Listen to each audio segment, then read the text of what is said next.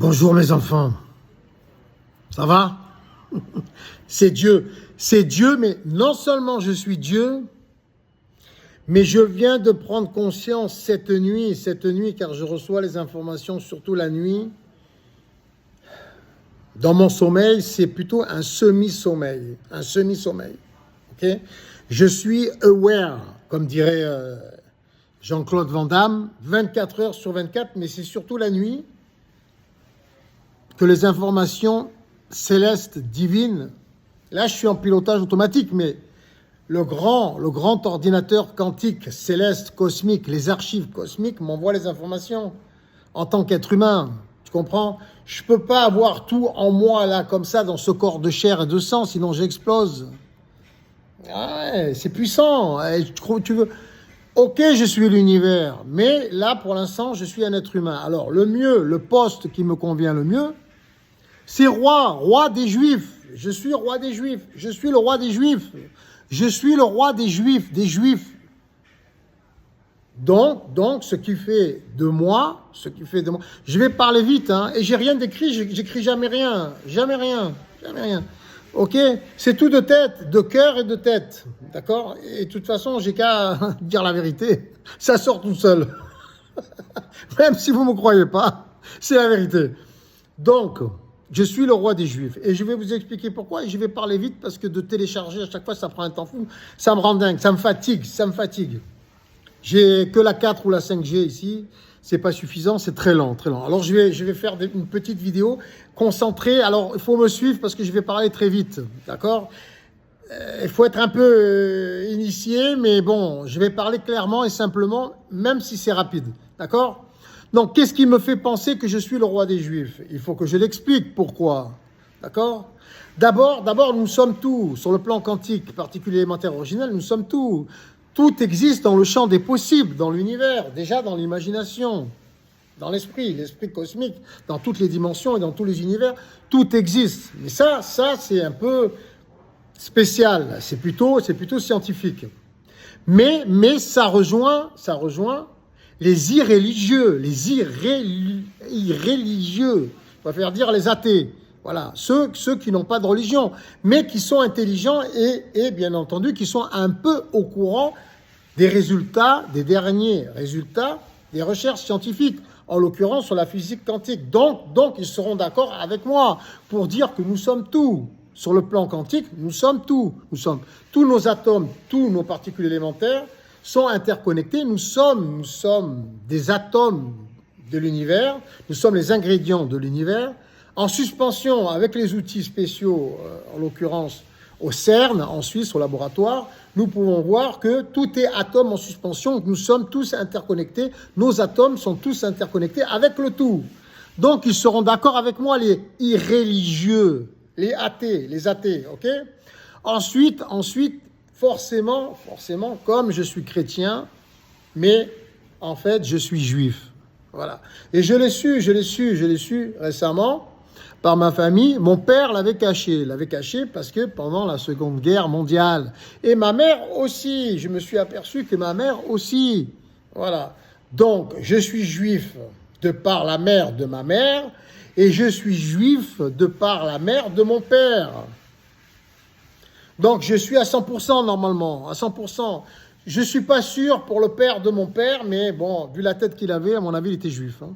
Et pour le père, par contre, de ma mère, non. Mais la mère de ma mère, pratiquement.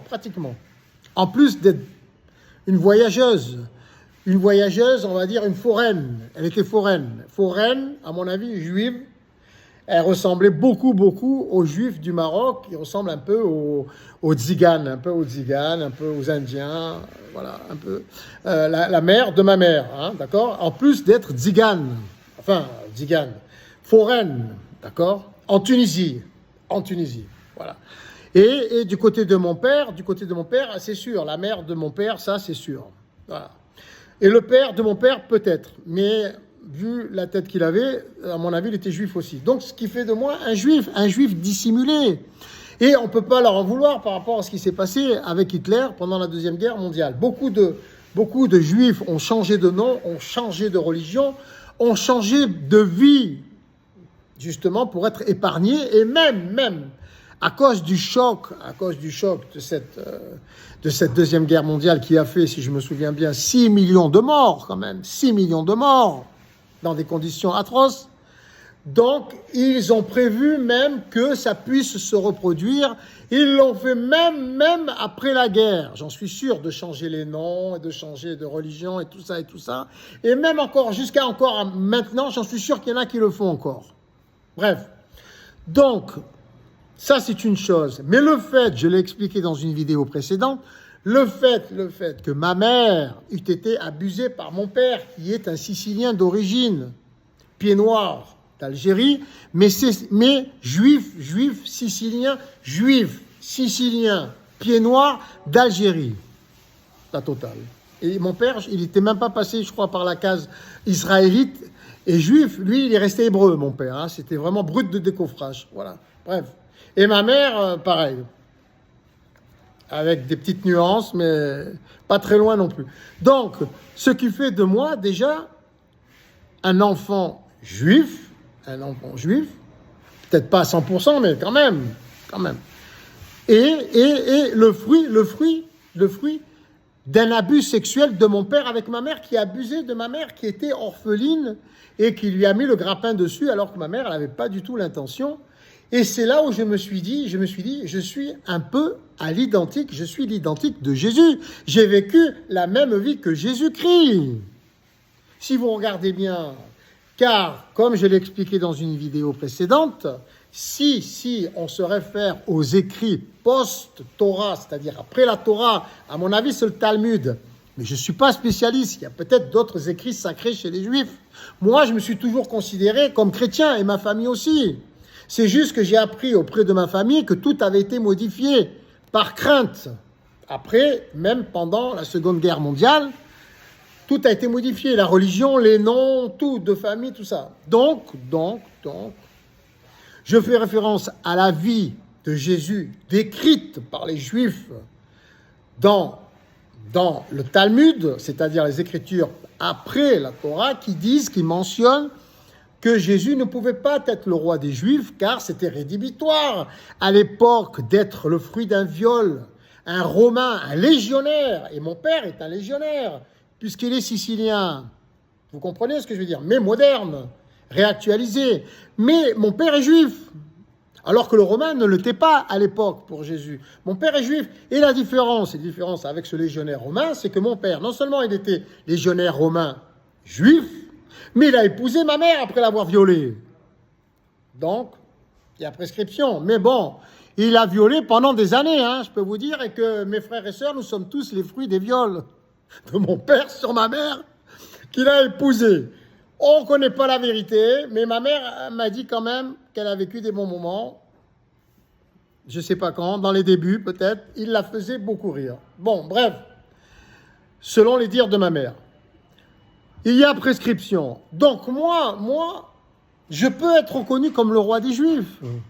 Jésus, non, c'était le fruit d'un viol, d'un colonisateur romain légionnaire qui a abusé la petite Vierge Marie, qui elle-même, d'après les écrits pré-Torah, mentionnait qu'elle était aussi abusée par son père. La Vierge Marie était abusée par son père, donc elle n'était pas si vierge que ça, et violée par un légionnaire romain colonisateur de toute la région de Canaan à l'époque, de la Palestine. Imaginez, c'était rédhibitoire à 2000%, on ne peut pas leur en vouloir aux Juifs. Tu veux, toi, reconnaître le roi des chrétiens qui a violé ta mère? Imagine, Mohammed, il vient en France comme ça, il viole ta mère, et le fruit de ce viol, tous les chrétiens, ils vont le consacrer roi des musulmans ou roi des chrétiens. Bien sûr que non, tu ne vas pas consacrer quelqu'un qui est le fruit d'un viol d'un colonisateur. C'est logique, on ne peut pas leur en vouloir aux Juifs. Mais par contre, on pourrait éventuellement en vouloir aux chrétiens, notamment au Vatican, notamment aux premiers chrétiens, car ils devaient être au courant, ou peut-être qu'ils ne l'étaient pas, mais les Juifs, ils ont dû leur dire quand même. Et ils l'ont caché, parce qu'ils ont cru en Jésus, ils se sont appropriés l'histoire et ils ont mis sur le dos des Juifs cette crucifixion, alors que c'était le fruit d'un des leurs, un légionnaire romain colonisateur qui a violé une Juive. Tu comprends ce que je veux dire? Qui était déjà marié, apparemment, mais ils n'avaient pas encore consommé avec Joseph. Et Joseph, on reproche que Mohammed était beaucoup plus âgé que sa femme, qui avait que 16 ans ou 9 ans, ou je sais pas trop, je sais pas quoi. Mais Joseph, paraît-il, il avait presque 100 ans. Et la Vierge Marie, peut-être 16 ans. Mais ça se faisait beaucoup à l'époque. Mais il a accepté tout ça, peut-être par son grand âge. Il s'est dit, bon, elle s'est fait violer par un Romain, ok, elle s'est fait abuser par son père, mais moi, j'ai quand même 100 balais. Presque. Alors, une petite de 16 ans qui est magnifique, même si elle est enceinte d'un légionnaire colonisateur, moi, je veux bien la prendre à 100 ans. Tu as compris? Voilà. Mais bon, en même temps, c'était un brave homme, paraît-il. Même les Juifs l'ont précisé, du côté de la famille de Joseph, ils étaient tous pieux, ils étaient tous bien. Mais de toute façon, il était déjà marié avec la petite Marie. Et peut-être il n'était même pas au courant de toutes ces histoires, et il a cru tout ce qu'elle a dit, la Vierge Marie. Ou alors ils se sont arrangés ensemble pour raconter ça, car c'était la lapidation. Et lui, il était amoureux, il voulait la garder, 16 ans, magnifique. Et il avait s'emballé, il avait il a vécu que 12 ans d'ailleurs après ce mariage, puisqu'il est mort quand Jésus-Christ avait 12 ans. Mais ça n'enlève rien à l'histoire magique, fantastique de Jésus-Christ, car nous savons tous que c'est souvent les bâtards, ceux qui ont souffert, et des qu'en dira-t-on, et du jugement des voisins qui font des gens très puissants, très forts. Surtout qu'il est né autiste ou je sais pas comment on appelle ça, ADPH, excusez-moi, pardonnez-moi, je retiens pas les lettres et ni les chiffres. Mais il avait sûrement un don quelque part qu'il a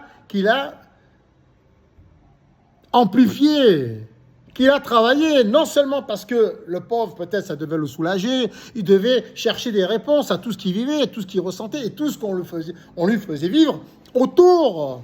Les critiques, les jugements, l'agressivité des voisins, et le fruit d'un colonisateur, le viol d'un colonisateur romain sur une juive, et le Joseph qu'il a quand même épousé. Ils ont sorti cette histoire de Saint-Esprit, mais de toute façon, c'est pas faux, nous sommes tous les fruits de l'esprit cosmique, de l'esprit céleste sur le plan quantique des atomes, des particules élémentaires originelles, c'est pas faux. Et le fait d'avoir étudié au temple tous les jours les Saintes Écritures, forcément, ça a dû amplifier son don qu'il avait déjà, ses prédispositions, de par peut-être sa royauté, quelque part, mais de toute façon, nous sommes tous égaux, nous sommes tous des rois, des reines pour les filles de l'univers, nous sommes tous Dieu, sur le plan particule élémentaire originel. Donc, ça pouvait être lui comme ça pouvait être n'importe qui d'autre, et c'était juste. Mais là, pour les Juifs, et notamment les rabbins de l'époque, c'était rédhibitoire, le fruit d'un viol du colonisateur romain, un légionnaire. Réfléchissez, nous ne pouvons pas leur en vouloir. Mais le fait que les chrétiens leur aient mis ça sur le dos et qu'ils aient caché la vérité, ça, on pourrait leur en vouloir. Mais on fera abstraction, d'accord, à cela. Pourquoi? Je vais vous expliquer pourquoi. Parce que d'abord, pourquoi c'était mauvais pour les Juifs? Parce qu'à cause d'avoir caché la vérité, les Romains, les premiers chrétiens ont caché la vérité. Et du coup, ça a maudit le peuple juif pendant 2000 ans. Jusqu'aux 6 millions de morts de Hitler et jusqu'à aujourd'hui encore en Palestine, en Israël. Ça a fait ce mensonge, cette vérité cachée par les débuts, par les premiers chrétiens, ça a condamné à l'exil tout le peuple juif. Ça l'a maudit systématiquement. Tout le monde leur en a voulu d'avoir crucifié, ordonné la crucifixion indirecte de Jésus-Christ. Alors que les vrais responsables, c'était les Romains, les colonisateurs romains. D'accord? Vous me suivez jusque-là? Donc, comme d'après les hindous, les bouddhistes, normalement, les réincarnations se produisent tous les 1000 ans ou tous les 2000 ans, je suis une réincarnation de Jésus-Christ. Mais cette fois-ci, né d'un mariage de 2 juifs qui ont dissimulé leur judaïsme à cause de Hitler. D'accord? Donc me voilà, me revoilà, devrais-je dire. Autant humain que vous tous, avec mes pouvoirs. Et nous savons tous, selon les évangiles de Philippe et peut-être de Judas, qui n'ont pas non plus, et pour cause, été canonisés par le Vatican, ils n'ont pas été reconnus, ils disaient que Jésus était terrible dans son enfance jusqu'à 12 ans. C'est normal. Après tout ce qu'il a vécu par rapport au voisinage, on a voulu lapider sa mère à mort, on a dû le critiquer tous les jours. Mais ça l'a renforcé, c'est pour ça qu'il a trouvé refuge dans la religion. Il a trouvé refuge dans la lecture, dans les Écritures, dans la théologie, au temple tous les jours. Et quand son père est mort, il avait 12 ans. Ça a dû lui faire un choc quand même, il devait être attaché à son père, c'était un brave homme, paraît-il. Qu'a-t-il fait? Il est parti, il a voyagé, il a exploré le monde. Et il a étudié peut-être le bouddhisme et l'hindouisme qui existaient déjà. Mais le bouddhisme est une branche de l'hindouisme réformatrice de l'hindouisme. Il a dû étudier aussi l'animisme, le chamanisme, etc., etc. Et à l'âge de 30 ans et quelques, il est revenu dans son village. Il est venu changer car il a fait la paix avec lui-même. Il paraît que de 0 à 12 ans, dès qu'il eut l'occasion de marcher, de parler, de penser, il était agressif. Personne ne voulait, on pouvait pas. D'un regard, il pouvait tuer quelqu'un, il pouvait enlever la vie à quelqu'un. Il avait des pouvoirs surnaturels, ce gosse. Pour de bon, mais il bénissait pas, il guérissait pas, il ressuscitait pas, jusqu'à ce qu'il fasse le travail sur lui-même, peut-être lorsqu'il est parti en Asie, voyager, après la mort de son père, jusqu'à l'âge de 33 ans. On n'a pas d'écrit sur sa vie entre 12 et sa vie publique, environ 30 ans. Environ 30 ans. On n'a pas d'écrit sur ce qu'il a vécu. Il a voyagé, puisqu'on parle de lui dans l'hindouisme. On parle de lui dans l'hindouisme comme un avatar de Vishnu. Pas toutes les branches hindouistes, mais certaines branches, on parle de Jésus-Christ. Donc il est revenu au village en Palestine, complètement transformé. Et là, il a fait le bien. Il a fait la paix avec lui-même, comme nous devons tous le faire. C'est ça le djihad. C'est une bataille intérieure contre nous-mêmes, contre nos défauts, nos faiblesses, notre côté satanique, animal. D'accord? Et lui, il l'a fait, sûrement en Asie, ou peut-être en Afrique chez les animistes, ou peut-être en Amérique, avec les Indiens d'Amérique et les Indiens d'Inde. Donc c'est clair, je suis la réincarnation de Jésus dans d'autres conditions elles ne peuvent pas cette fois être rédhibitoires par rapport aux Juifs. Et tous les Juifs doivent me reconnaître, le roi des Juifs. Je suis le roi des Juifs. D'ailleurs, dans ma région, tout le monde vous le dira. Oui, il est fort possible qu'il soit le roi des Juifs. En étant le roi des Juifs, comme les 3 religions abrahamiques attendent le Mashiach, le Messie et le Mahdi, je suis forcément le roi des chrétiens et des musulmans. Et bien entendu, du fait que Jésus soit reconnu chez les hindous comme un avatar de Vishnu, je suis également Kalki Sangyang Widi, ce qui fait de moi le roi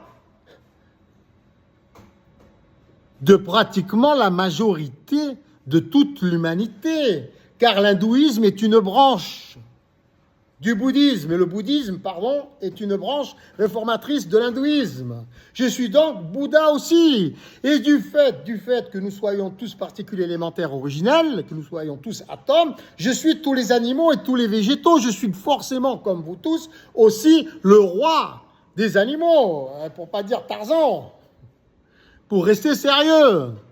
Et le roi des végétaux et des minéraux et de tout, comme vous tous, au même niveau. La différence, c'est ma naissance par rapport à vous tous, peut-être, et aussi le fait que j'accepte le job. Maintenant, si tu le veux, le job, prends-le, fais-le si tu peux faire mieux que moi. Fais le job. Moi, je prends le job. Donc, je récapitule ce qui fait de moi le roi, le seigneur des seigneurs, parce que vous êtes tous des seigneurs, et vous êtes toutes pour les filles des reines, et vous êtes tous des rois. Ce qui fait de moi le roi des reines et le roi des rois. Et le roi, le Seigneur, au point de vue spirituel, céleste, de l'imagination, de l'esprit cosmique. Ce qui fait de moi le Seigneur de vous tous. Vous êtes tous aussi des seigneurs. Nous sommes unité. Avec les outils nécessaires du CERN, nous pouvons voir que nous sommes tous particules élémentaires en suspension. Nous sommes tous atomes. Nous faisons qu'un. Avec le tout, avec l'univers. Donc tout est réglé. Et pas la peine de me consacrer. On fera des économies d'énergie et d'argent. C'est ça. Je suis le roi des Juifs ou pas? Hein? On va en faire des économies, mais des économies utiles.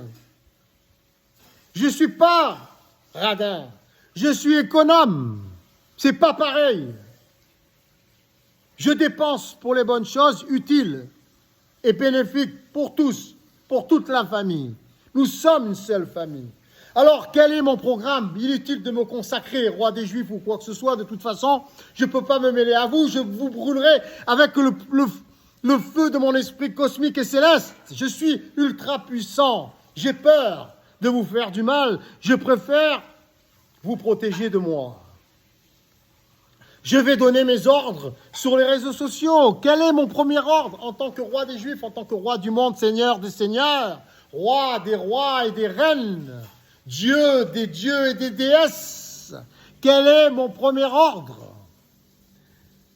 En tant que roi de l'humanité et de l'univers, je souhaiterais que tout le monde fasse la paix, que tout le monde présente ses excuses et tout le monde dise merci, que les chrétiens présentent leurs excuses aux Juifs, car à cause d'eux, ils ont banni, ils ont maudit pendant 2000 ans les Juifs. Et les Juifs doivent leur pardonner et aussi leur dire merci, car grâce aux chrétiens, c'est le peuple le plus fort du monde. C'est comme ça que ça fonctionne. Ce qui ne tue pas rend plus fort. Ok?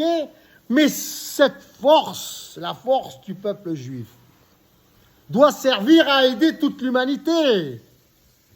Et les musulmans aussi doivent pardonner Abraham, leur père, qui les a abandonnés, qui a abandonné leur ancêtre Agar dans le désert avec le bébé. Et les Juifs doivent pardonner aussi aux musulmans. Pourquoi ont-ils accepté de faire un enfant à la servante? En plus, Abraham avec la complicité de sa femme. C'est tordu, ça. Donc, les uns et les autres, vous devez vous dire pardon, vous devez vous présenter vos excuses et aussi vous devez vous dire merci, car c'est grâce à toutes ces choses-là que nous pouvons être tous la nation humaine unie la plus forte de l'univers. Et nous allons tous faire la paix sur ce principe et organiser le principe divin du bénévolat général mondial, organisé intelligemment, qui aura pour conséquence une gratuité générale mondiale grâce aux nouvelles technologies. Et nous réglerons tous les problèmes du monde et surtout, nous n'en créerons plus. Il n'existera plus de frontières, c'est inutile. Et chacun pourra apporter son savoir-faire, ses prédispositions et ses dons pour organiser ce principe sociétal, mondial, divin, celui qui nous ressemble le plus.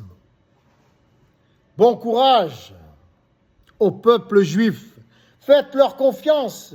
Ils seront des bons rénovateurs, organisateurs, gestionnaires de tout le Maghreb et de tout le Moyen-Orient, en paix avec tous les musulmans d'Afrique du Nord et les musulmans du Moyen-Orient. Et nous pourrons tous travailler en association pour une seule organisation, l'Organisation de la Nation Humaine Unie, ONU, rebaptisée. Et je serai le roi de cette organisation des Nations Unies. Et vous serez tous des reines pour les filles et les rois pour les hommes, des seigneurs avec moi. Il en faut un, numéro 1, c'est moi.